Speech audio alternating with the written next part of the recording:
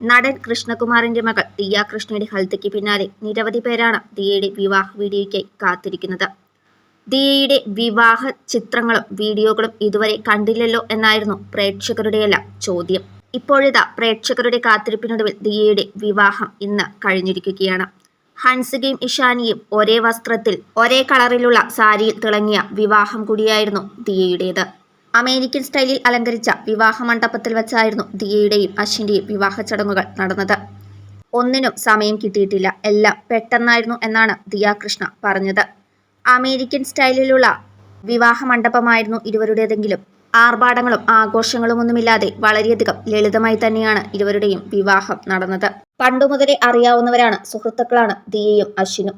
ദിയയുടെ പണ്ടുമുതലെയുള്ള ആഗ്രഹപ്രകാരം വളരെയധികം പ്രൈവറ്റായി വളരെ അടുത്ത ബന്ധുക്കളും സുഹൃത്തുക്കളും മാത്രം പങ്കെടുത്ത യാതൊരുവിധ ആർഭാടങ്ങളുമില്ലാത്ത വിവാഹ ചടങ്ങുകളും ആഘോഷങ്ങളും ആയിട്ടായിരുന്നു ദിയയുടെ വിവാഹം നടന്നത്. തിരുവനന്തപുരത്താണ് അശ്വിന്റെ വീട്. ബാംഗ്ലൂരിൽ സോഫ്റ്റ്വെയർ എഞ്ചിനീയറാണ് അശ്വിൻ. വിവാഹശേഷം നാട്ടിൽ തന്നെ സെറ്റിലാവാനാണ് ദിയയുടെയും അശ്വിന്റെയും ആഗ്രഹവും തീരുമാനവും.